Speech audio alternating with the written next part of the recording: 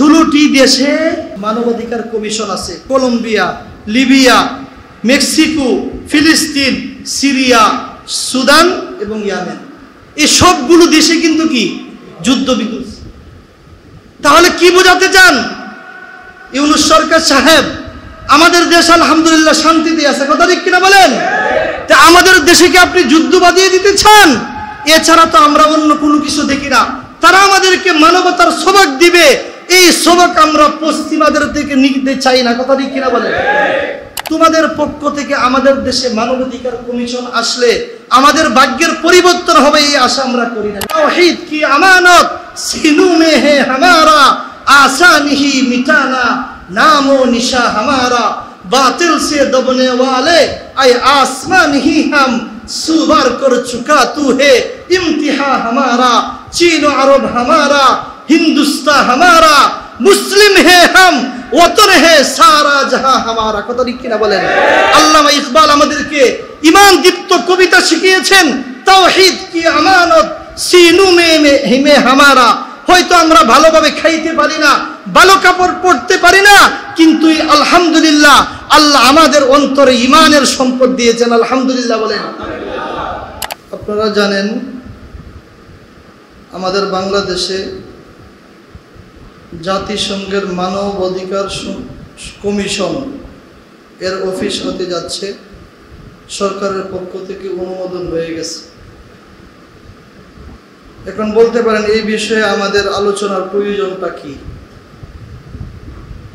আল্লাহর হাবিব সাল্লাল্লাহু আলাইহি ওয়াসাল্লাম হাদিস শরীফে বলেছেন, মান রাআ মিনকুম মুনকারান ফালইউগাইয়িরহু বিয়াদি ফাইন লাম ইস্তাতি' ফাবিলিসানি ওয়া ইন লাম ইস্তাতি' ফাবিকলবি ওয়া যালিকা আযআফুল ঈমান আও কামা ক্বালা আলাইহি সাল্লাতু ওয়াসাল্লাম। ঈমান শুধু আমি নামাজ পড়লাম, রোজা রাখলাম, হজ করলাম, যাকাত দিলাম, এটার নামই ঈমান নয়। আল্লাহর হাবিব বলতেছেন, মান রাআ মিনকুম মুনকারান, তোমরা যদি তোমাদের সামনে ইসলাম বিরোধী কোনো কিছু দেখো, তাহলে তোমাদের দায়িত্ব ফালইউগাইয়িরহু বিয়াদি, এক নম্বর দায়িত্ব, যদি শক্তি থাকে তাহলে হাতে এটাকে কি করা, প্রতিহত করা।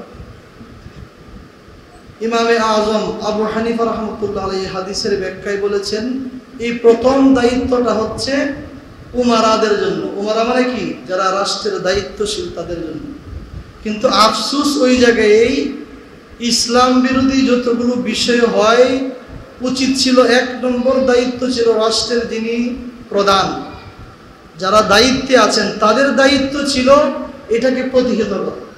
কিন্তু আফসোস এবং দুঃখ এবং পরিতাপের বিষয়, উনারা মুসলমান হওয়া সত্ত্বেও এগুলোকে অনুমোদন দেন আর আমাদের সাধারণ মানুষদের এর বিরুদ্ধে আন্দোলন করতেন। তাহলে বোঝা গেল ওনারা এক নম্বরে ওনাদের দায়িত্ব থেকে কি দূরে দায়িত্ব পালন করেন। তো এক নম্বরে আমরা পারি না, আমরা হাতে প্রতিহত করার কি নাই, শক্তি নাই, কারণ আইন কোনোদিন আমরা হাতে তুলে নিব না, এটাই স্বাভাবিক।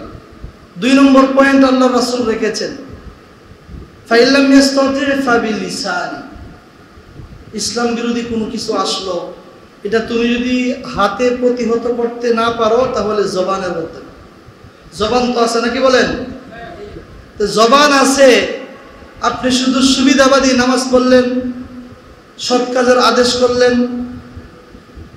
স্বাভাবিকভাবে চললেন, সকাল বিকালে তাসবিহ তাহলিল পড়লেন, বস কোনো সমস্যা নাই। কিন্তু যখন ওই ইসলাম বিরোধী কোনো কিছু আসে, এর বিরুদ্ধে যখন আপনি কথা বলতে যাবেন, তখন কিন্তু আপনার ইমানের উপর, আপনার জানের উপর হুমকি আসে, আসে কিনা বলেন? কিন্তু আমি আপনি যদি এই অবস্থায় বসে থাকি, তাহলে কি আমার ইমানি দায়িত্ব পালন হবে? হবে না। এই জন্য আল্লাহর হাবিব বলেছেন, ফাইন লাম ইস্তাতি' ফাবিলিসানি, তুমি যদি সরাসরি প্রতিহত করতে না পারো, তাহলে তুমি তোমার জবানের মাধ্যমে এটাকে প্রতিহত করার কি করো, চেষ্টা করো।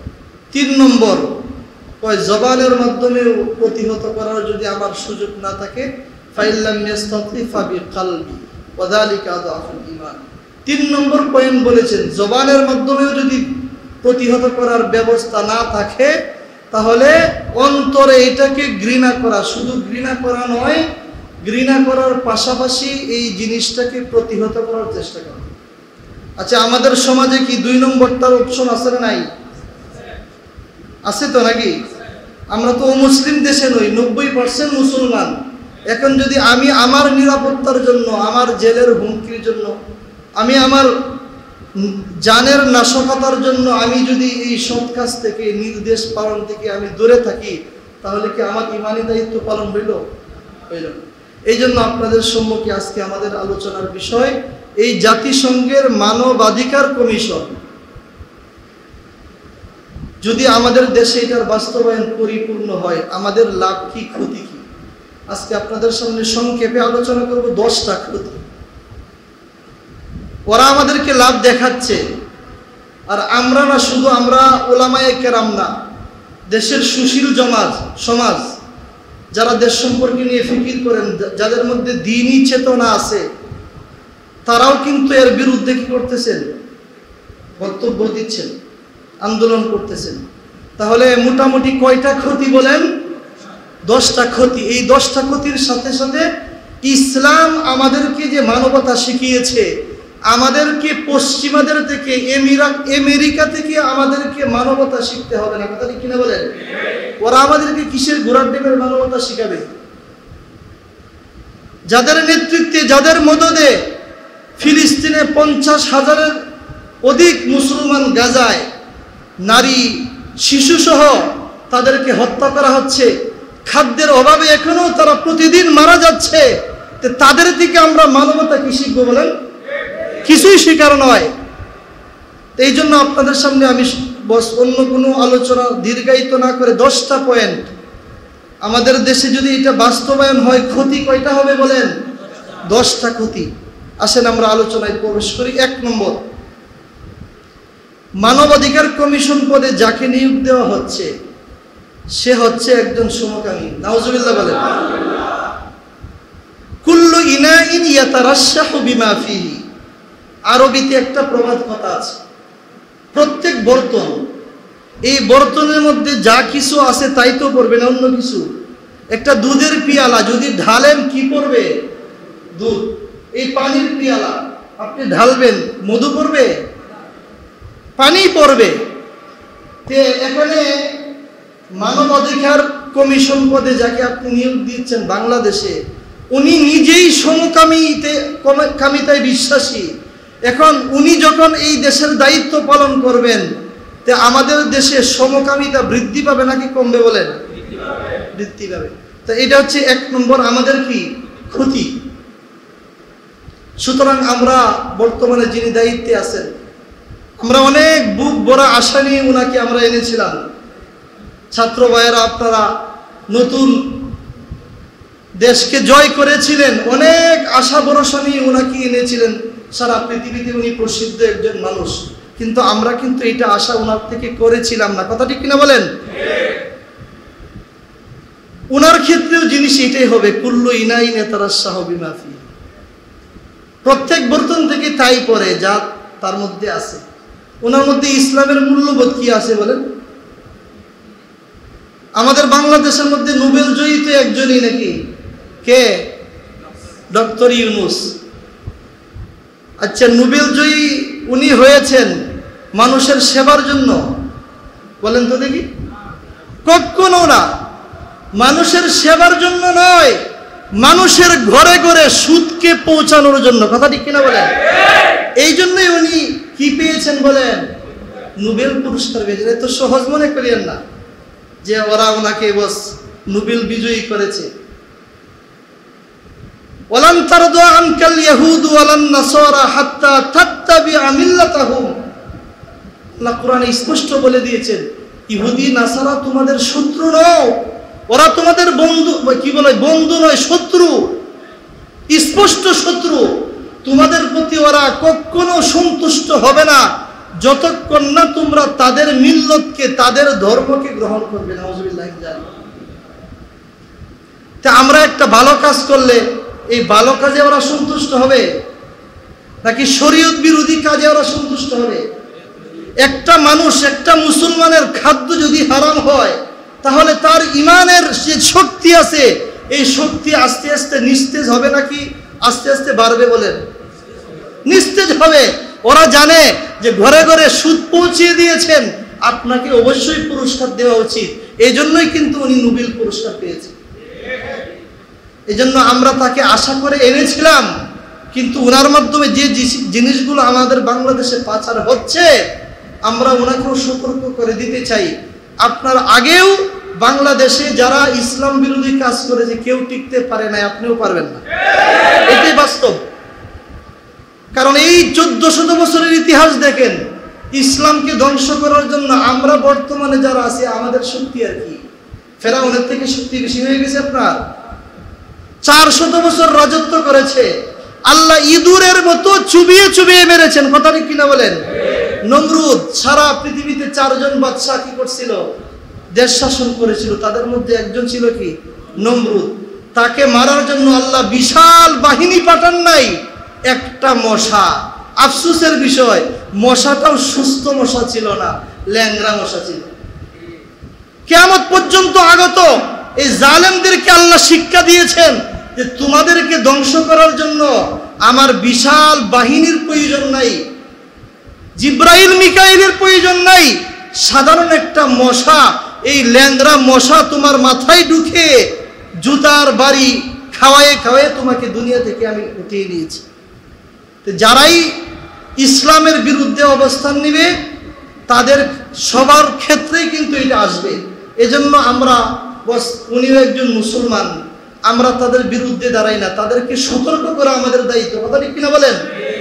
আমরাও মুসলমান, উনিও একজন মুসলমান। আর আদ্দিন ওয়ান নাসিহা, দিন কাকে বলে? আসলে মুসলমান মুসলমানের শত্রু হতে পারে না, মুসলমান মুসলমানের কল্যাণ কামিতা করবে, কারণ আপনার পরকাল যেন ধ্বংস না হয়। এজন্য আমরা ওনাকে মেসেজ দিতে চাই, মেহেরবানি করে আপনি যে আইন পাশ করতে চাচ্ছেন, মেহেরবানি করে বাংলাদেশ থেকে মানব অধিকার কমিশনের অফিসকে অচিরেই উঠিয়ে নেন, কথা ঠিক কিনা বলেন? আল্লাহ ওনার মধ্যে সুবুদ্ধি দান করেন। 2 নম্বর, বাংলাদেশে 90% মুসলমান। 3 লক্ষের উপরে আমাদের দেশে কি আছে বলেন? মসজিদ আছে, লক্ষ লক্ষ কওমি মাদ্রাসা আছে, 25 লক্ষের উপর আমাদের বাংলাদেশে হাফেজ আছে, আলহামদুলিল্লাহ বলেন। কোটি কোটি আলেমে দিন আছে, লক্ষ নয়, কোটি কোটি উলামায়ে কেরাম আছেন। এখন এত সত্ত্বেও, এত কিছু সত্ত্বেও ওই পশ্চিমারা আমাদের দেশে মানবাধিকার কমিশনের অফিস করে আমাদেরকে মানবতা শেখাতে হবে? মানবতা আমাদের থেকে তোমরা শিখে যাও। কোরআন হাদিস আমাদেরকে মানবতা শিখিয়েছে। আমি আপনাদের সম্মুখে কোরআনে কারিমের ছোট্ট একটা আয়াত আমি তেলাওয়াত করেছি, সূরাতুল ইনফিতার। আল্লাহ রাব্বুল আলামিন সূরাতুল ইনফিতারের 13 নম্বর আয়াতে বলেন, ইন্নাল আবরারা লাফি নাঈম, নিশ্চয়ই যারা নেককার তারা কোথায় যাবে? জান্নাতে যাবে। মুফাসসিরিনে কেরাম এই আয়াতের তাফসীরের মধ্যে এনেছেন, এই আয়াতে আল্লাহ মানবতা শিক্ষা দিয়েছেন।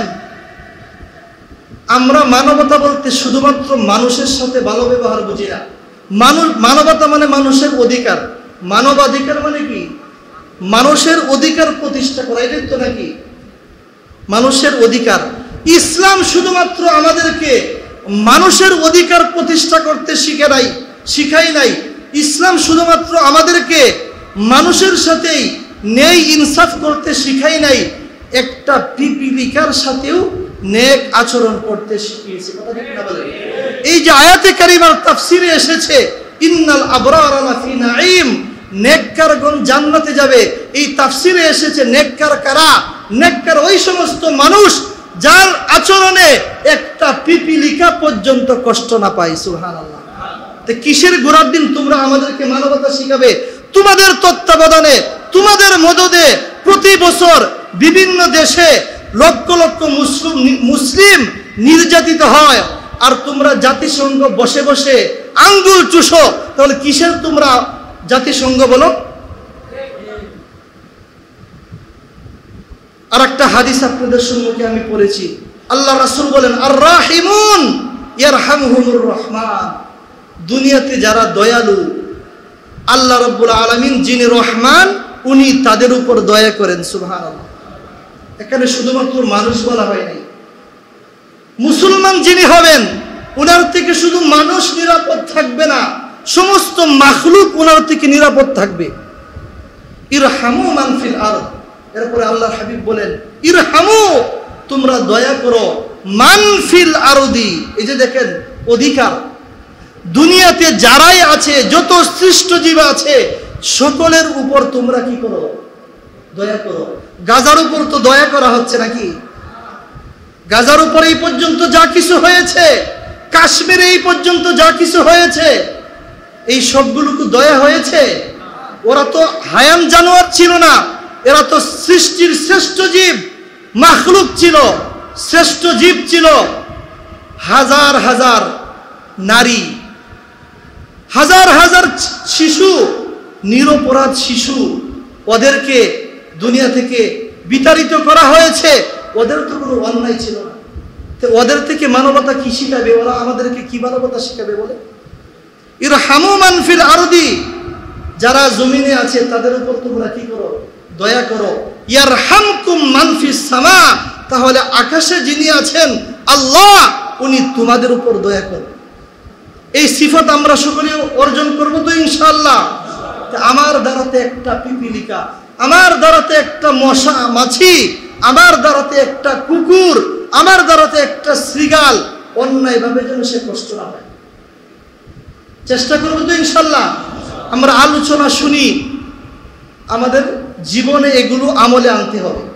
আসলে আমরা মুসলমানরাই আজকে আমল থেকে সরে গিয়েছি। মুসলমানের এক নম্বর দাওয়াত তো ছিল মুসলমানের আমল দেখে ও মুসলিমরা ইসলামের দিকে ধাবিত হবে, কথা ঠিক কিনা বলে? কিন্তু আজকে আফসোস, আমরা কিন্তু আমাদের আখলাক থেকে সরে পড়েছি। মুসলমান আজকে মুসলমানের পাশে আছে বলে?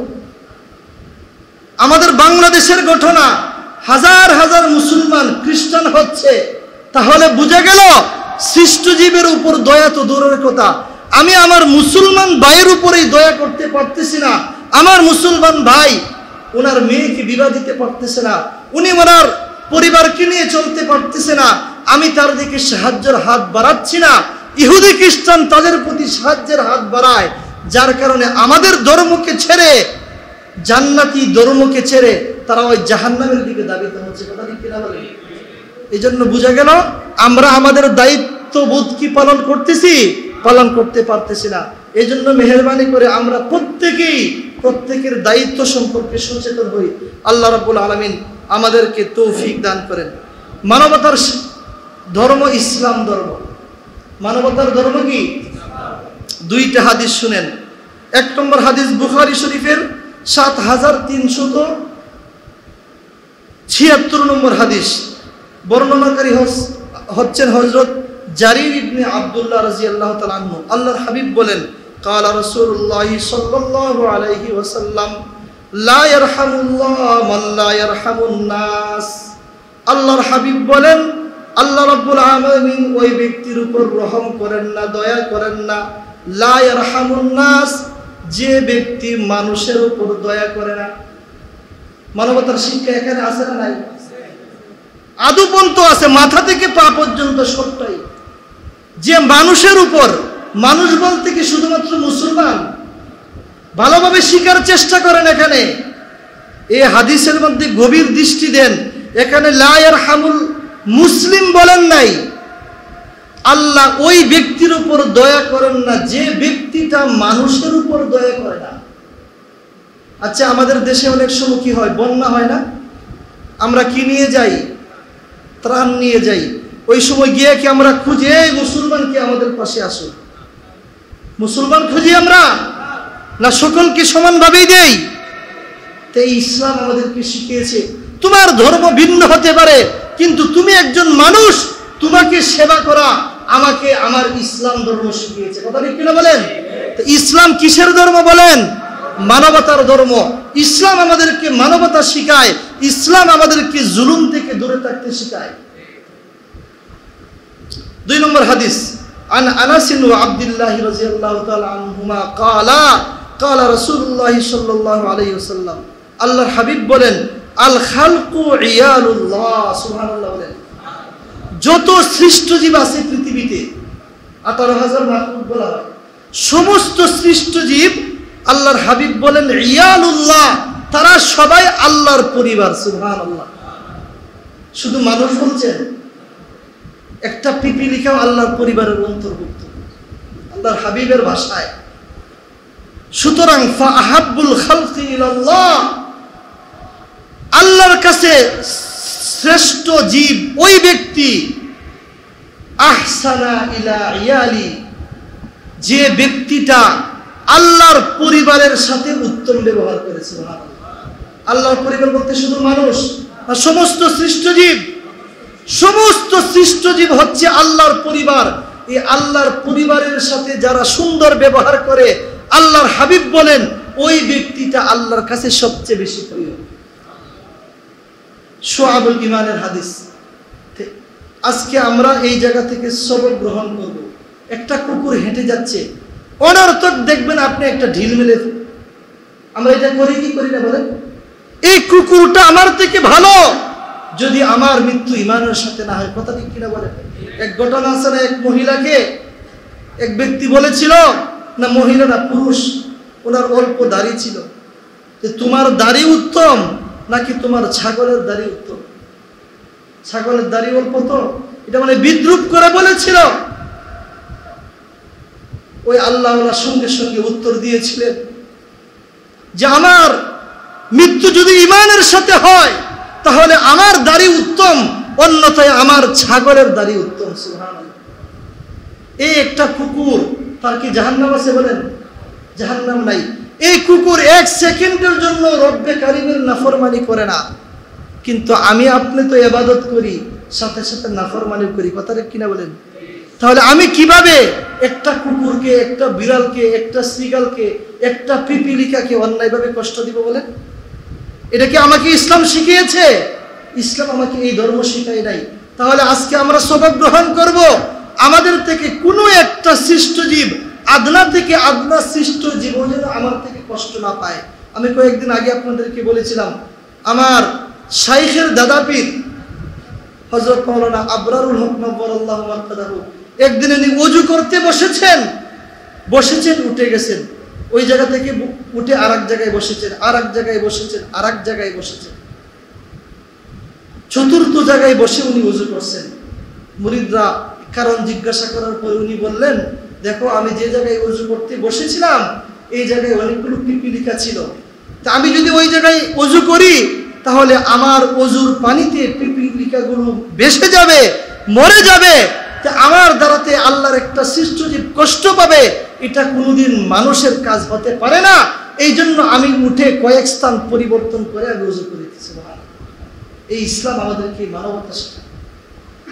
আল্লাহর হাবিব সাল্লাল্লাহু আলাইহি ওয়াসাল্লামের কাছে নাজরান থেকে, নাজরান নাম শুনছি, নাজরান থেকে খ্রিস্টানদের ৬০ জনের একটা দল এসেছিল, পাদ্রীদের একটা দল। তারা শুনছে যে মদিনায় মুহাম্মদ নাকি ইসলামী রাষ্ট্র কায়েম করছে, সুন্দরভাবে দেশ পরিচালিত হচ্ছে, দেখার জন্য আসছে। তে আসার পরে তারা মসজিদে নববীর অদূরেই তারা অবস্থান করতেছিল। বেলালে হাফসির কণ্ঠে আজানের ধ্বনি ভেসে আসছে। আজানের পরে ওরা দেখতে পেল আশেপাশের যত মুসলমান ছিল নামাজের জন্য সবাই মসজিদের দিকে এগিয়ে যাচ্ছে। কোথায়? নামাজের জন্য এগিয়ে যাচ্ছে। স্বর্ণকার তার দোকানকে এভাবেই ফেলে মসজিদের দিকে চলে যাচ্ছে, কিন্তু ওরা লক্ষ্য করেছে ওদের দোকানে কেউ আসে কি করে নাই, চুরি করে নাই। এই অবস্থা দেখে তারা বুঝে ফেলছে যে দেশের মানুষের অবস্থা এরকম, স্বর্ণকার তার দোকানকে ছেড়ে আল্লাহু আকবারের আজানের ধ্বনি এসেছে।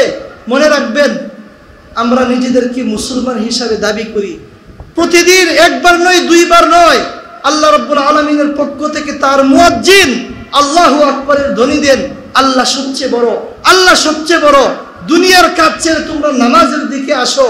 এই আল্লাহু আকবারের ধ্বনি আসার পর কে মুসলমান, প্রকৃত মুসলমান, আর কে আদম শুমারিতে মুসলমান, এই জিনিসটা কিন্তু পার্থক্য হয়ে যায়। কথা ঠিক কিনা বলেন?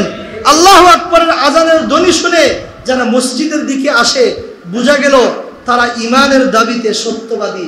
আর যারা আসে না, বোঝা গেল তারা ইমানের দাবি করে বটে, কিন্তু দাবিতে তারা মিথ্যাবাদী। কথা ঠিক কিনা বলেন? অনেকেই বলে হুজুর নামাজ না পড়লে হুজুর ঈমানটা ঠিক আছে। তারা কি তাদের দাবিতে মিথ্যাবাদী না সত্যবাদী বলেন?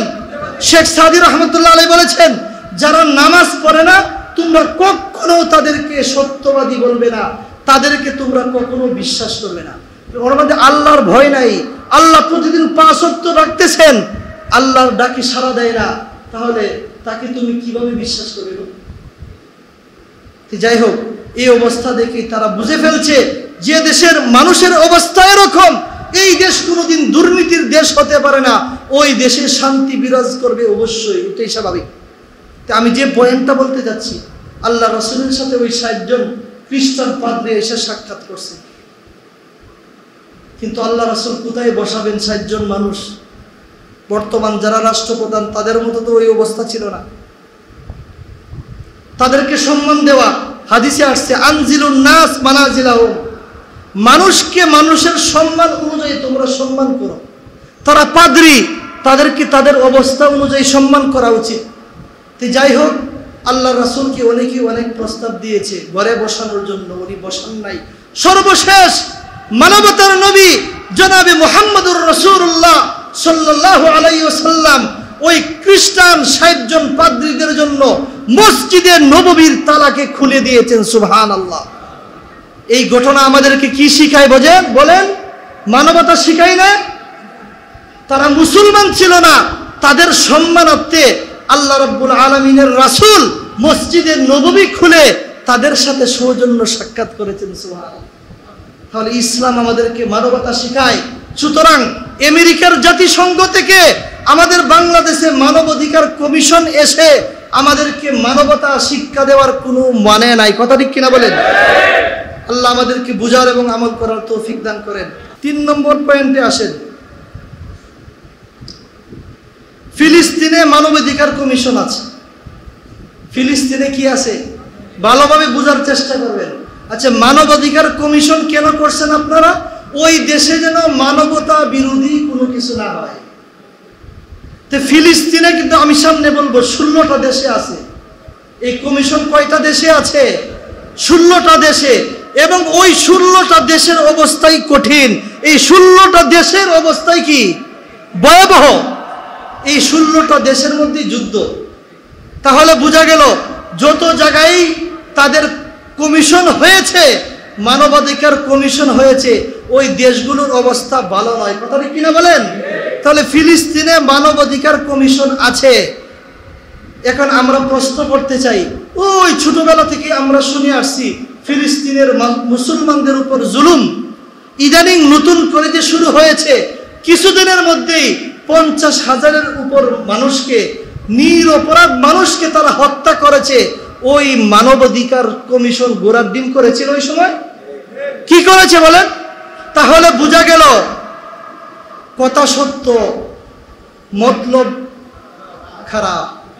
কথা সত্য, মতলবে তারা কি খারাপ। এখানে তারা ধোঁকা দিচ্ছে মানুষকে যে আমরা দেখাচ্ছি মানবাধিকার কমিশন, এটা নামে, কিন্তু মূলত তারা এই কমিশন যে জায়গায় তারা স্থাপন করেছে, মূল উদ্দেশ্য হচ্ছে এই একটা আইনের আশ্রয় নিয়ে মুসলমানদের হক কথা বলা থেকে বিরত রাখা। এটা হচ্ছে মূল। আমাদের দেশে দেখেন নাই ডিজিটাল আইন? হুজুর সাবধানে কথা বলবেন, আপনি ডিজিটাল আইনে কিন্তু ধরা খেয়ে যাবেন। এই হুবহু তাদের যে মানবাধিকার যে কমিশন আছে, এটা আমাদের ডিজিটাল আইনের মতোই, মূলত হকপন্থী উলামায়ে কেরামের এই মুখকে স্তব্ধ করা। কথা ঠিক কিনা বলেন? এই জন্য আমাদেরকে সতর্ক থাকতে হবে। 4 নম্বর, এই পর্যন্ত যত দেশে মানবাধিকার কমিশন স্থাপন হয়েছে, এই সব দেশগুলোই জুলুমের শিকার। সব দেশগুলোই বলেন কি জুলুমের শিকার। 5 নম্বর, বাংলাদেশে মানবাধিকার কমিশন অনুমোদন হলে সমস্যাগুলো কি হবে? মসজিদের মিম্বর থেকে, ইসলামী মাহফিল থেকে লেখক তাদের লেখনীতে হক কথা বলার সুযোগ পাবেন না। কেন? এই যে আগে আমি বলেছি, তারা আমাদেরকে বলবে কি যে ওনারা মিম্বর থেকে মানুষকে জঙ্গি উস্কানি দিচ্ছেন। বলবে কি এই সিস্টেমে বলবে যে ওনারা সমাজে সহিংসতা কি করতে চায়, বিস্তার লাভ করাতে চায়। এই কথা বলে আমাদের জবানকে বন্ধ করা তাদের মূল কি উদ্দেশ্য। এই হলো 5 নম্বর।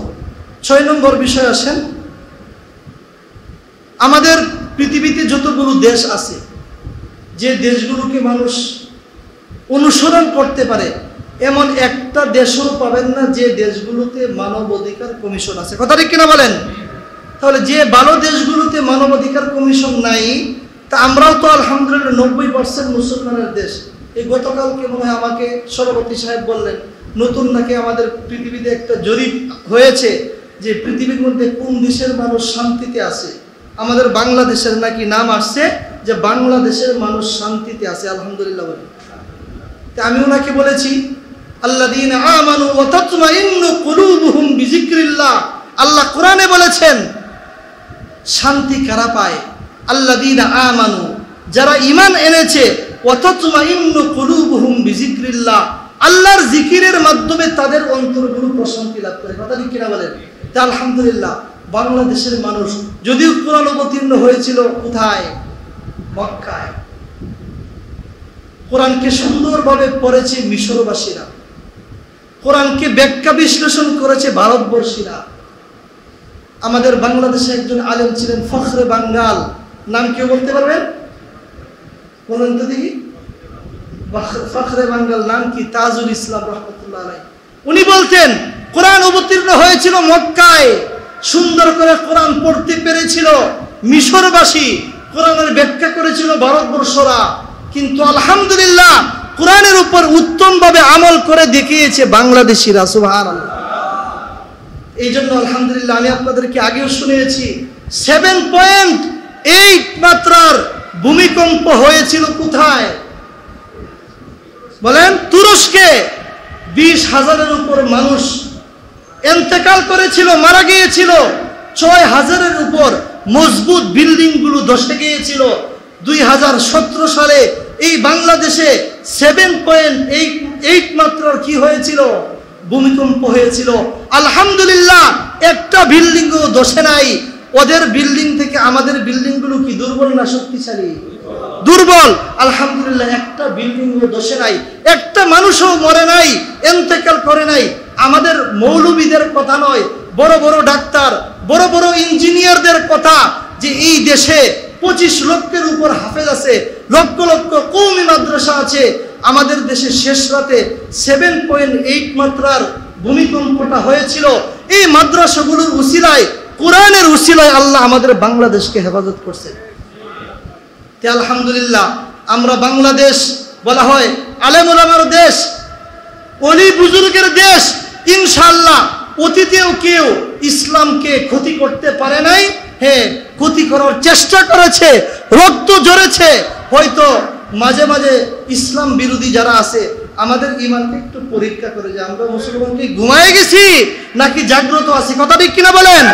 তাওহীদ কি আমানত সিনু মে হে হামারা, आसानी मिटाना नामो निशा हमारा, बातिल से दबने वाले आए आसमान ही हम, सुबार कर चुका तू है इम्तिहा हमारा, चीन अरब हमारा, हिंदुस्तान हमारा, मुस्लिम है हम, वतन है सारा जहां हमारा। कत लिखी ना बोलें আল্লামা ইকবাল আমাদেরকে ঈমান দীপ্ত কবিতা শিখিয়েছেন, তাওহীদ কি আমানত সিনু মে হামারা। হয়তো আমরা ভালোভাবে খাইতে পারি না, ভালো কাপড় পরতে পারি না, কিন্তু আলহামদুলিল্লাহ আল্লাহ আমাদের অন্তরে ঈমানের সম্পদ দিয়েছেন। আলহামদুলিল্লাহ বলেন। তাওহীদ কি আমানত সিনু মে হে হামারা, आसानी ही मिटाना नामो निशा हमारा। এত দুধ কলা খেয়ে না, এত দুধ ভাত খেয়েও না যে মুসলমানদেরকে সহজেই তোমরা ধ্বংস করে দিবে। কথা ঠিক কিনা বলেন? ওই রাসূলের জমানা থেকে চেষ্টা অনেকেই করেছে। আবু জেহেল, আবু লাহাব, উকবা, সাইবা, ওনারা চেষ্টা করেছিল রাসূলকে নিজের মাতৃভূমি থেকে তাড়িয়েছিল, কিন্তু আলহামদুলিল্লাহ ইসলামকে ধ্বংস করতে পারে নাই। কথা ঠিক কিনা বলেন? ওরা নিজেরাই ধ্বংস হয়ে গিয়েছে। তাবিঈনরাও চলে গেছেন, তাবিঈন চলে গেছেন, আইম্মায়ে মুজতাহিদিন চলে গেছেন, আমাদের আকাবিররাও চলে গেছেন। আলহামদুলিল্লাহ এখন আমরা আছি। যতক্ষণ পর্যন্ত ওই দুনিয়াতে ঈমানকে ধারণকারী একজন মুসলমান থাকবে, ততক্ষণ পর্যন্ত তোমরা কেউই ইসলামকে ধ্বংস করতে পারবে না। তাওহীদ কি আমানত সিনু মে হে হামারা, আসানি হি মিটানা নামো নিশা হামারা। আচ্ছা, ওনার যে কবিতাটা, এটা কি আমি বললাম, এটা কি বাস্তবেই নাকি আপনাদেরকে শুধুমাত্র উত্তেজিত করার জন্য বলেছি? বাস্তব কথা বলেন তো দেখি। এই 1400 বছরের ইতিহাস দেখেন, আজ পর্যন্ত যারা ইসলামকে ক্ষতি করতে চেয়েছে, ইসলামকে হয়তো ক্ষতি কিছু করেছে, কিন্তু ইসলামকে আজ পর্যন্ত কেউ ধ্বংস করতে পেরেছে? আমাদের দেশে মসজিদ মাদ্রাসার বিরুদ্ধে মুনাফিকরা ষড়যন্ত্র কম করে নাই। মাদ্রাসার সংখ্যা, মসজিদের সংখ্যা, ইমানদারের সংখ্যা দিন দিন বাড়তেছে না কমতেছে বলেন? আমেরিকায়, আমাদের দেশ বাদ দেন, আমেরিকায় দিন দিন মুসলমানের সংখ্যা বাড়তেছে না কমতেছে? আমেরিকায় মাদ্রাসার সংখ্যা, কওমি মাদ্রাসার সংখ্যা দিন দিন বাড়তেছে না কমতেছে বলেন তো দেখি? বাড়তেছে।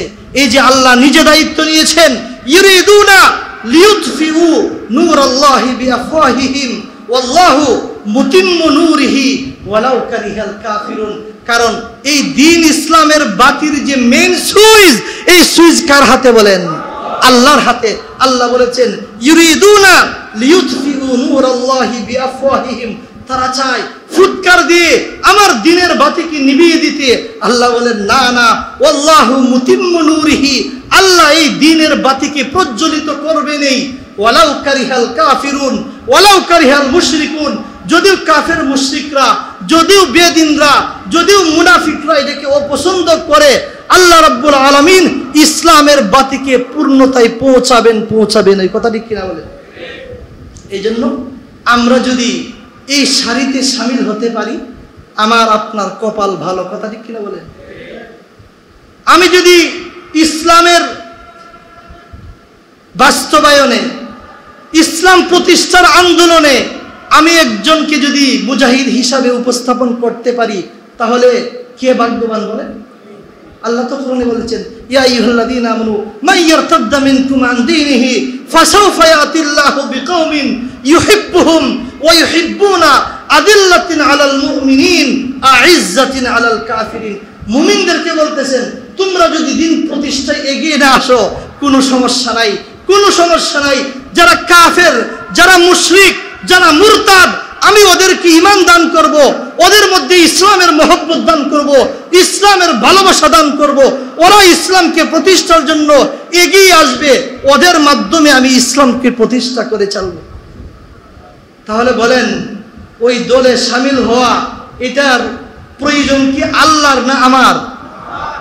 আমি যদি ওই দলের মধ্যে শামিল হতে পারি, আমার কপাল খুলবে। আমি যদি আমার জীবনকে ইসলামকে বিজয়ের জন্য, ইসলাম প্রতিষ্ঠার জন্য আমার জীবনকে যদি আমি দিয়ে দিতে পারি, আমি ভাগ্যবান। কথা ঠিক কিনা বলেন? কেউ বাঁচতে পারবেন বলেন? জিহাদি মৃত্যুর তামান্না কে কে করেন বলেন? আল্লাহ রাব্বুল আলামিন আমাদের সকল ভাইদেরকে মুজাহিদ হিসাবে কবুল করেন।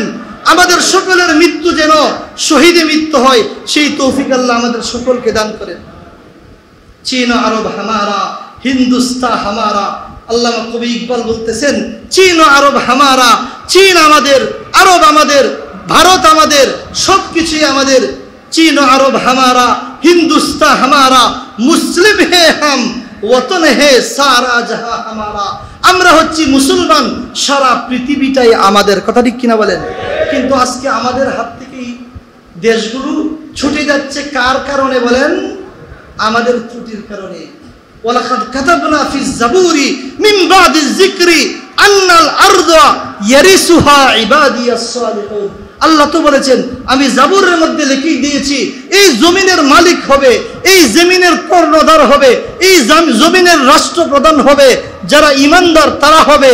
কিন্তু আজকে আমরা আমাদের আমল থেকে সরে গিয়েছি, আমরা আমাদের ইসলাম থেকে সরে গিয়েছি, যার কারণে আমাদের কপাল নষ্ট। আমাদের উপর ইহুদি খ্রিস্টানরা আইসা নাক গলায়, আমাদের উপর ইহুদি খ্রিস্টানরা আইসা তাদের কর্তৃত্ব কাটানোর সাহস পায়। কথা ঠিক কিনা বলেন? ইসলামের ইতিহাস করেন, খুলাফায়ে রাশিদিনদের ইতিহাস করেন। ওমর ইবনুল খাত্তাব, তার নাম শুনে কাফের মুশরিকরা থরথর করে কাঁপতো। মুসলমান তো ওই জাতি ছিল, কিন্তু আজকে মুসলমান সর্বত্র নির্যাতিত হচ্ছে, নিপীড়িত হচ্ছে, মাজলুমের শিকার হচ্ছে। কারণ একটাই, কি বলেন? কারণ কি বলেন? আমলের অধঃপতন। কিসের অধঃপতন বলেন? এই জন্য বলবো, আজকে আমাকে আমি বলতেছি, আপনাকে আপনি বলেন, প্রত্যেকটা মুসলমান যদি নিজের স্থান থেকে তার আমলকে শুদ্ধ করে নেই, খুদার কসম বেশি দিন নয় যে শুধু বাংলাদেশে নয়, সারা পৃথিবীর দায়িত্ব কাদের হাতে আসবে বলেন? কুরআন যদি সত্য হয়, অবশ্যই আল্লাহ বলেছেন, তোমরা যারা মুসলমান তোমাদেরকে আমি রাষ্ট্রের দায়িত্ব দান করব। আল্লাহ রাব্বুল আলামিন আমাদেরকে আমাদের দায়িত্ব সম্পর্কে সচেতন হওয়ার তৌফিক দান করেন। 7 নম্বর, 16টি দেশে কি আছে বলেন? মানবাধিকার কমিশন আছে। এই 16টি দেশ থেকে আমি কয়েকটি প্রসিদ্ধ দেশের নাম বলতেছি: কলম্বিয়া, লিবিয়া, মেক্সিকো, ফিলিস্তিন, সিরিয়া, সুদান এবং ইয়েমেন। এই সবগুলো দেশে কিন্তু কি যুদ্ধ বিধ্বস্ত। তাহলে কি বোঝাতে চান? ইউনূস সরকার সাহেব, আমাদের দেশ আলহামদুলিল্লাহ শান্তিতে আছে, কথা ঠিক কিনা বলেন? তা আমাদের দেশে কি আপনি যুদ্ধ বাঁধিয়ে দিতে চান? এছাড়া তো আমরা অন্য কোনো কিছু দেখি না। তারা আমাদেরকে মানবতার সবক দিবে, এই সবক আমরা পশ্চিমাদের থেকে নিতে চাই না, কথা ঠিক কিনা বলেন? 8 নম্বর, যারা জিহাদের পক্ষে, যারা খেলাফতের পক্ষে, আপনারা কি পক্ষে না বিপক্ষে? এমন কিছু মুসলমান আছে, কিছু মুসলমান লেখক আছে, তাদের কথাই দেখবেন, কিছু আমাদের সাংবাদিক আছে, ওদের কথাই দেখবেন কি বের হয়? মুনাফিকি বের হয়, কথা ঠিক কিনা বলেন? জিহাদের কথা বললে বলবো ওরা জঙ্গি। আরে জঙ্গি এই শব্দটা তো একটা ফার্সি শব্দ। তা আমাদের দেশ যারা স্বাধীন করেছিল 71-এ, ওরা সবাই জঙ্গি, কথা ঠিক কিনা বলেন? সবাই তো জঙ্গি। জঙ্গি বললে সমস্যা কি? আরে জঙ্গিদান শব্দটা হচ্ছে ফার্সি। জঙ্গিদান শব্দের অর্থ হচ্ছে যুদ্ধ করা। এই জঙ্গিদান থেকে জঙ্গি মানে যোদ্ধা, যে যুদ্ধ করে তাকে বলে যোদ্ধা। এটা ফার্সি শব্দ জঙ্গি। আমাদের কোর্ট কাছারিতে আমাদের ফার্সি শব্দ আছে না নাই? শত শত আছে। আরবিতে হচ্ছে মুজাহিদ, বাংলাতে হচ্ছে যুদ্ধ। আর আমাদের দেশে যারা 71-এ যুদ্ধ করেছিল এদেরকে কি বলে? মুক্তিযোদ্ধা। তো মুক্তিযোদ্ধা যে জিনিস, মামলের যেটা ডিম তো এইটাই মানে না অন্য কিছু বলেন? একই জিনিস। তাহলে জিনিসটা হচ্ছে ফার্সি শব্দ, এটা তারা সহ্য করতে পারে না। ইসলামের পক্ষে বললেই যাদের মধ্যে চুলকানি শুরু হয়, ওরা আদমশুমারিতে মুসলমান হতে পারে, আল্লাহর লিস্টিতে, আল্লাহর হিসাবে তারা মুসলমান হতে পারে না, কথা ঠিক কিনা বলেন? তাদের হাসন নাসর কোনোদিন মুসলমানের সাথে হবে না। এই জন্য মনে রাখবেন, যুদ্ধের তামান্না যদি আপনি না রাখেন, মান মাতা ওয়ালাম ইয়াগজু ওয়ালাম ইউহাদ্দিস বিহি নাফসা মাতা আলা শুবাতিন মিন নিফাক। আল্লাহ রাসূল স্পষ্ট বলেছেন, মান মাতা, যে মুসলমানটা মৃত্যুবরণ করছে, ওয়ালাম ইয়াগজু, জিহাদ করে নাই, যুদ্ধ করে নাই। আমরা মরি নাই আলহামদুলিল্লাহ, সময় এখনো আছে। যুদ্ধ করছি, তা আমরা তো যুদ্ধ করতে পারি নাই। সামনের অপশন আসছে, ওয়ালাম ইউহাদ্দিস বিহি নাফসা, যুদ্ধ হয়তো তার সুযোগ আসে নাই, কিন্তু যুদ্ধ সম্পর্কে সে কোনো কথা বলে নাই। যুদ্ধের কথা আসলে, জিহাদের কথা আসলে তার চুলকানি শুরু হইতো। এমন অবস্থা যদি হয়, মা তাআলা শুবাতিন মিন নিফাক, আল্লাহ রাসূল স্পষ্ট বলতেছেন, ওই ব্যক্তির মৃত্যুটা নিফাকে মৃত্যু হবে। আর মুনাফিকের স্থান কোথায়? ইন্নাল মুনাফিকিন ফি দারকিল আসফালি মিনান নার, জাহান্নামের সবচেয়ে নিকৃষ্ট যে স্থানটা, সবার নিচের স্থানটা, এটা হচ্ছে কার স্থান? মুনাফিকের স্থান। আল্লাহ আমাদেরকে হেফাজত করেন। আমাদের কোরআনে কারীমের মধ্যে 90 থেকে 92টা আয়াত আছে নামাজের। কয় আয়াত বলেন? 400-র উপরে হাদিস আয়াত আছে কিসের? জিহাদের। এখন হিসাব করেন আপনি। মসজিদে বসে নামাজ সম্পর্কে বললে কোনো সমস্যা নাই, হুজুর খুব ভালো, কমিটিও বলবে খুব ভালো হুজুর। কিন্তু জিহাদের কথা বললে আলহামদুলিল্লাহ, আমাদের মসজিদ আলহামদুলিল্লাহ ভালো, স্বাধীনভাবে কথা বলা যায়, আলহামদুলিল্লাহ বলেন। আমি পাম দেওয়ার জন্য বলতেছি না, বাস্তবেই ভালো, আলহামদুলিল্লাহ, সত্য কথা বলা যায়। কিন্তু অনেক কমিটি এরকম আছে যে হুজুর সুদের কথা বলবেন না, ঘুষের কথা হুজুর না বললে ভালো হয়, হুজুর জিহাদ টিহাদের কথা না বললে ভালো হয়। তো না বললে ভালো হয় আর মানে কি? চুলকানি আছে, কথা ঠিক কিনা বলেন? চুলকানি আছে, চুলকানি। এজন্য ঈমান সবার আগে। আপনাদেরকে অনুরোধ করে বলতেছি, ঈমানকে আগে ঠিক করি। আমার ঈমানের মধ্যে যদি চুলকানি থাকে, আমি যতই তাবলীগ করি, যতই জিকির আজকার করি, যতই আওয়াবিন করি, যতই তাহাজ্জুদ করি, ঘোড়ার ডিম হবে। কি হবে বলেন? এই জিহাদের প্রতি যদি কোনো একটা মুসলমানের বিরূপ চিন্তা ভাবনা থাকে, তাহলে তার ঈমান আছে না নাই? নাই। কোরআনের একটা আয়াত অস্বীকার করলে যে জায়গায় তোমার ঈমান শেষ। 400-র উপরে জিহাদের আয়াত আছে। এই জিহাদের আয়াত শুনলে যদি তোমার চুলকানি সৃষ্টি হয়, তাহলে তোমার চিকিৎসা করতে হবে সদর হাসপাতালে। কোথায়? হক্কানি আলেমের কাছে যাও। যদি জাহান্নামের আগুন থেকে বাঁচতে চাও, তাহলে হক্কানি আলেমের কাছে গিয়ে, আল্লাহওয়ালার কাছে গিয়ে তোমার চুলকানির মলম নিয়ে আসো, অন্যথায় তোমার ঠিকানা চিরস্থায়ী জাহান্নাম। কথা ঠিক কিনা বলেন? 8 নম্বর খারাপই বলতেছিলাম, যারা জিহাদের পক্ষে কথা বলেন, যারা খিলাফতের পক্ষে কথা বলেন, তাদের জবানকে জঙ্গি বলে বন্ধ করা, এটা আমাদের দেশে ওই মানবাধিকার কমিশন প্রতিষ্ঠার বড় একটা লক্ষ্য। কথা ঠিক কিনা বলেন? 9 নম্বর, 2013 সালে আপনারা জানেন 5ই মে শাপলা চত্বরে হাজার হাজার ছাত্র এবং উলামায়ে কেরামদেরকে নিরীহভাবে কি করা হয়েছিল? শহীদ করা হয়েছিল। আজ পর্যন্ত জাতিসংঘের পক্ষ থেকে কোনো বিবৃতি পেয়েছেন? এই মানবাধিকার কমিশন এটা কাদের দ্বারা পরিচালিত? জাতিসংঘ নাকি? ওইটার সাথেও আছে, সম্পৃক্ততা আছে। তাহলে আমাদের দেশে ওই সময় হাজার হাজার উলামায়ে কেরামকে, ছাত্রকে অন্যায়ভাবে হত্যা করা হয়েছে। আজ পর্যন্ত তোমরা এর বিরুদ্ধে কোনো বিবৃতি দিতে পারো নাই। তোমাদের পক্ষ থেকে আমাদের দেশে মানবাধিকার কমিশন আসলে আমাদের ভাগ্যের পরিবর্তন হবে, এই আশা আমরা করি না। কথা ঠিক কিনা বলেন? 10 নম্বর, আমাদের পার্শ্ববর্তী দেশ ভারত, নেপাল, ভুটান, এগুলোতে মানবাধিকার কমিশন আছে না নাই? স্বাভাবিক একটা হচ্ছে পার্শ্ববর্তী দেশের সাথে মানুষের একটা সম্পর্ক থাকতে হয়। এক হচ্ছে ইমানি সম্পর্ক না, স্বাভাবিক সম্পর্ক, যেমন বাণিজ্যিক সম্পর্ক থাকতে পারে। তাহলে আমাদের পার্শ্ববর্তী দেশগুলোতে যখন এই মানবাধিকার কমিশন নাই, আমাদের দেশের যখন এটাকে অনুমোদন দেওয়া হলো, আমাদের পার্শ্ববর্তী যে দেশগুলো আছে, আমাদের প্রতি ওদের মনোভাব ভালো হবে না খারাপ হবে? আমাদের প্রতি ওদের চিন্তা ভাবনা ভালো হবে না খারাপ হবে? খারাপ হবে অবশ্যই। তাহলে আমাদের পার্শ্ববর্তী দেশের দিকে লক্ষ্য করলেও আমাদের দেশে মানবাধিকার কমিশন যদি অফিস করা হয়, তাহলে এটাও আমাদের জন্য নেগেটিভ না পজিটিভ বলেন? নেগেটিভ। আলহামদুলিল্লাহ। এই যে আরেকটা কথা বলতেছেন, মিয়ানমারে বর্তমানেও কি চলতেছে? যুদ্ধ চলতেছে। তাহলে তোমাদের মানবাধিকার কমিশন ওই জায়গায় স্থাপনের দাবি ছিল আমাদের, যে তোমাদের মানবতা যেন ওই জায়গায় প্রতিষ্ঠিত হয়। ওই জায়গায় অন্যায়ভাবে মানুষকে হত্যা করা হচ্ছে, তোমরা মানব অধিকার, মানুষের অধিকার প্রতিষ্ঠা করবা। ওই মানুষের অধিকার প্রতিষ্ঠা তো ওই সকল দেশে উচিত ছিল যে দেশের মানুষ মাজলুম, যে দেশের মানুষ কি মাজলুম। আমি আগেই বলেছি, ফিলিস্তিনে মানবাধিকার কমিশন আছে, কিন্তু থাকা সত্ত্বেও কোনো ফায়দা হয়েছে? হয় নাই। এখন সর্বশেষ কথা শেষ করে দিচ্ছি। মানব অধিকার, মানুষের অধিকার, আমি সর্বশেষ কথা শেষ করে দিচ্ছি, আমার পয়েন্ট শেষ। গুরুত্বপূর্ণ কথা মনে রাখেন, আমরা সারা দুনিয়ার মানুষের লবণ ভাতের ফিকির করি, মানুষের একটু বাসস্থানের ফিকির করি। আমরা মনে করি এটাই সবচেয়ে বড় মানুষের খেদমত। আর দুনিয়ার জীবনটা কয়দিনের বলেন? কয়দিনের জীবন?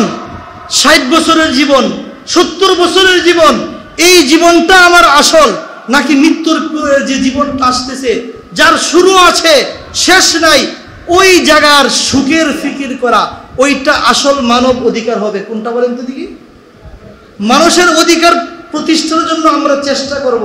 এটা কি দুনিয়ার অধিকারটা আসল, নাকি তার মৃত্যুর পরেরটা? বলেন, মৃত্যুর পরেরটা। এই জন্য মানুষের অধিকার প্রতিষ্ঠার জন্য যদি সংগ্রাম করতে হয়, তাহলে একটা মুসলমান সর্বপ্রথম মানুষের অধিকার প্রতিষ্ঠার ফিকির করবে। এক নম্বরে সারা পৃথিবীর মানুষ কিভাবে জাহান্নামের আগুন থেকে বাঁচতে পারে, ওই অধিকারকে প্রতিষ্ঠা করা। কথা ঠিক কিনা বলেন? আল্লাহ রাব্বুল আলামিন কোরআনে কারীমের সূরাতুল বাকারার 21 নম্বর আয়াতে ইরশাদ ফরমান, ইয়া আইয়ুহান নাস। নাস শব্দের অর্থ কি বলেন? মানুষ। এর মানে কি মুসলমান? মানুষ মানে কি? তুমি ইহুদি হও, তুমি খ্রিস্টান হও, তুমি বৌদ্ধ হও, তুমি হিন্দু হও, সারা পৃথিবীর মানুষকে মেসেজ দিচ্ছেন, ইয়া আইয়ুহান নাস উবুদু রাব্বাকুম, তোমরা তোমাদের রবের ইবাদত করো। বাকি আয়াতের দিকে যাচ্ছি না। জাহান্নাম থেকে যদি বাঁচতে চাও, তোমার রবের ইবাদত করো, যে রব তোমাকে সৃষ্টি করেছেন, যে রব আকাশ সৃষ্টি করেছেন, তোমরা যে জমিনে চলো, যে রব এই জমিন সৃষ্টি করেছেন, ওই রবের তোমরা কি করো? ইবাদত করো। সাম্প্রদায়িক আর একটা হচ্ছে অসাম্প্রদায়িক। আমরা কি সাম্প্রদায়িক নাকি অসাম্প্রদায়িক বলেন তো দেখি? যে একজন সাম্প্রদায়িক বলছেন মনে হয় যে ভুল। মুসলমান কি সাম্প্রদায়িক না অসাম্প্রদায়িক? অসাম্প্রদায়িক। সাম্প্রদায়িক মানে যে নিজের সম্প্রদায়ের ফিকির করে। খ্রিস্টানদের জীবন ইতিহাস আপনি দেখেন, ওরা যদি কোটি টাকা কোটি ডলার ব্যয় করেও একটা মানুষকে খ্রিস্টান বানাইতে পারে, সে মনে করে আমি সফল। তাহলে বোঝা গেল সে কি? সাম্প্রদায়িক। আর আমরা অসাম্প্রদায়িক। তুমি হিন্দু হও, তুমি বৌদ্ধ হও, তুমি খ্রিস্টান হও, তুমি ইহুদি হও, সারা পৃথিবীর মানুষ মৃত্যুর পরের যে জিন্দিগি আসতেছে, ওই জিন্দিগিতে তোমরা সকলেই জান্নাতি হয়ে যাও, ওই ফিকির সমস্ত মুসলমান করে। কথা ঠিক কিনা বলেন? ওই ফিকির আমাদের যে ধর্মগ্রন্থ আল কোরআনেও আমাদেরকে শিখিয়েছে। ওই সূরাতুল বাকারার 21 নম্বর আয়াত, ইয়া আইয়ুহান নাস, হে সারা পৃথিবীর মানুষ, উবুদু রাব্বাকুম, তোমরা সবাই কার ইবাদত করো? তোমরা রবের কি করো? ইবাদত করো। এক নম্বর অধিকার প্রতিষ্ঠা কোনটা বলেন? একটা মানুষকে জাহান্নামের আগুন থেকে চিরস্থায়ীভাবে মুক্তির ফিকির করা। এটা হচ্ছে এক নম্বর তার খেদমত। এই খেদমতটা কারা করে?